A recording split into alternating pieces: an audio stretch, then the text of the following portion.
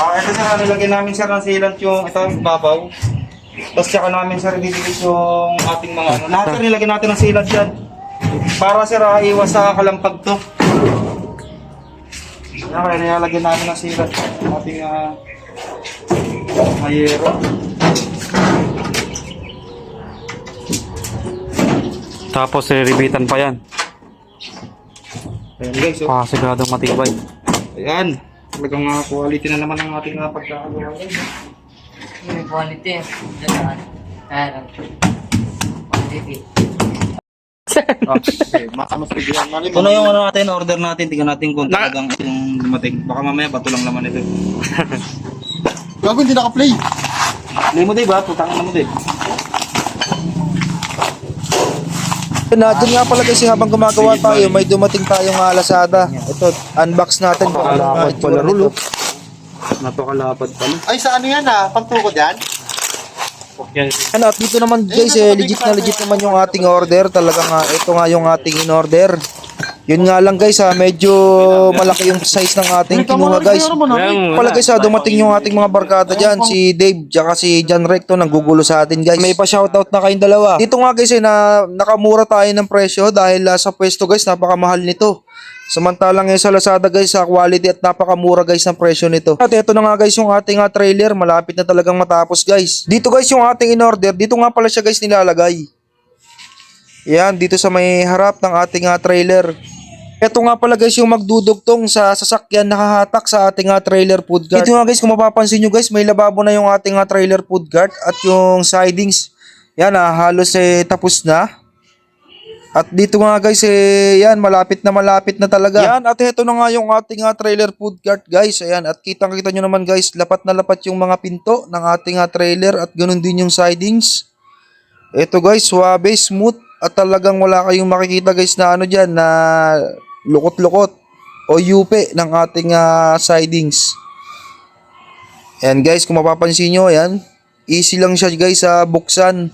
Dito guys, hindi pa natin guys nalalagay yung mismong mga brace. Dito nga guys, ang kulang na lang dito yung gagawin natin na tukod para sa mga pinto ng ating trailer food cart.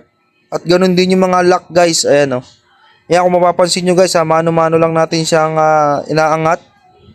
Diyan guys, mamaya makikita nyo kung paano natin to guys nilagyan ng brace. Ito na nga guys yung loob ng ating trailer food cart. Ito nga guys, yung lababo, yung mga pinto. Ito guys, ini-install na natin.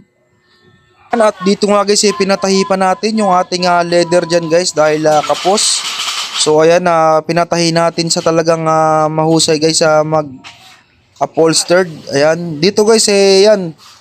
Medyo may experience tayo guys dito sa pagbabatak ng ating bubong. At before guys, ang trabaho natin guys sa furniture. Tayo po ay nasa sales ng furniture.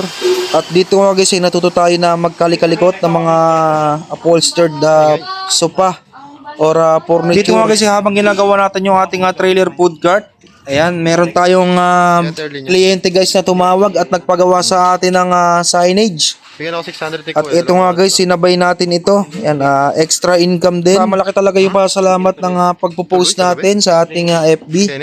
Yan, mas marami na po at nakikilala na talaga yung ating page. Siguro ang nagustuhan sa atin guys ng ating mga kliyente ay talagang pulido ang ating mga gawa. Ayan, at talagang hindi natin ito guys minamadali. Hanggat maaari guys, dito yung ating mga gawa ay talagang pinapanatili natin na quality pa rin yung ating mga gawa. At balik tayo dito sa ating trailer food cart. Ito nga guys, medyo naiinip na talaga ako rito. At kailan kaya ito matatapos? Dito nga guys, halos tapos na yung bubong ng ating trailer food cart. Yan, kitang-kita nyo naman guys yung pagkakalapat natin. Ayan, talagang quality guys. At sa isang iglap lang guys, ito na nga yung ating trailer. Ito, may mga brace na rin. May mga tukod na yung mga window ng ating trailer. At dito guys, finish na rin yung bubong ng ating trailer. Ayan guys, kitang-kita nyo, napakaganda guys yung bubong. Kala mo talaga guys, nabibili sa ano to, sa mall. Ang ating food cart. Ito guys. Nilabot na kami ng ulan. At dito mga guys, kung mapapansin nyo, yan, napasadahan na natin guys ng pintura. Yung labas ng ating trailer food cart.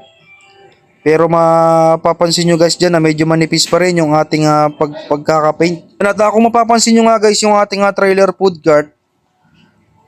Ayan, mapapansin nyo. Ayan talagang ito guys is, kayo ba nakakita na ba kayo ng ganito sa Pilipinas?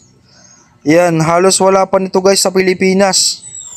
Ayan, siguro guys, ngayon pa lamang po ito. Ngayon pa lamang po ito lalabas sa atin. Ayan.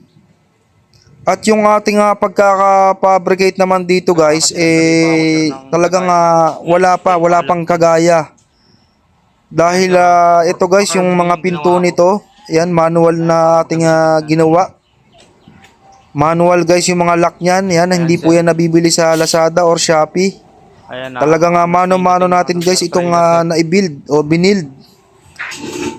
Ayan talagang ito guys talaga pinag-isipan nating mabuti kung paano natin bubuuin yung ating trailer food cart. Dito nga kasi habang tayo gumagawa, humihingi din tayo ng suggestion sa ating kliyente. Ayan, lagi po tayong nag-update kung ano ang mas maganda o ano ang idadagdag pa sa kanilang ipinagawa. Dito guys yan. Mapapansin nyo guys, mukha lang itong maliit pero napakaluwag nito guys pag nasa loob ka. Dito nga guys, nandito na tayo sa exciting part ng ating trailer food cart. Ito guys, titestingin natin kung matibay ba ang ating pagkakagawa. Ayan, at kaya nga ba ito ng motorsiklo? Ito na nga guys, kitang-kita nyo naman na talagang napakagaang guys ng ating trailer food cart. Ayan, kung mapapansin nyo guys, kayang-kaya ng kapatid ko na, ayan, tulak-tulak yung ating trailer food cart.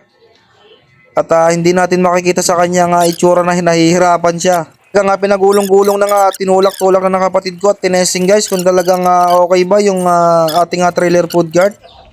Ayan, fast forward tayo. Ano nga bang masasabi nyo guys sa ating trailer food cart? Ayan, pasado ba sa inyo yung ganitong klase ng food cart?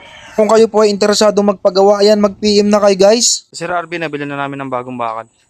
Ito nga guys, may konting pagbabago tayo sa ating trailer food cart. Ito guys, in-upgrade natin yung ating trailer food cart. At dito nga guys, pang malupitan na tubo na ang ating ginamit na brace para sa ating mga gulong. Kasi talagang matatag na at hindi na tayo mangangamba na magkaroon pa ng problema yung ating mga gulong. At dito nga guys, yan makikita nyo, naka full wheeled na at nilagyan pa natin ng dobleng patibay yung ilalim ng ating trailer food cart. Ito guys, talagang nanigurado na tayo na wala talagang magiging problema doon sa ating mga kliyente dahil yan, mas mahirap guys na magkaroon ng problema once na ito ay na-deliver na natin. At ganyan talaga guys sa paggawa natin, merong mga bagay na talaga na hindi natin inaasahan na ayan, tulad nito. Ito guys, mas pinabuti natin na talagang tibayan yung ilalim ng ating trailer food cart. Dahil mas mahihirapan tayo dito guys kapag na-deliver natin ito na nagkaroon pa ng problema. Ito guys, kahit motor, pwedeng hatakin to.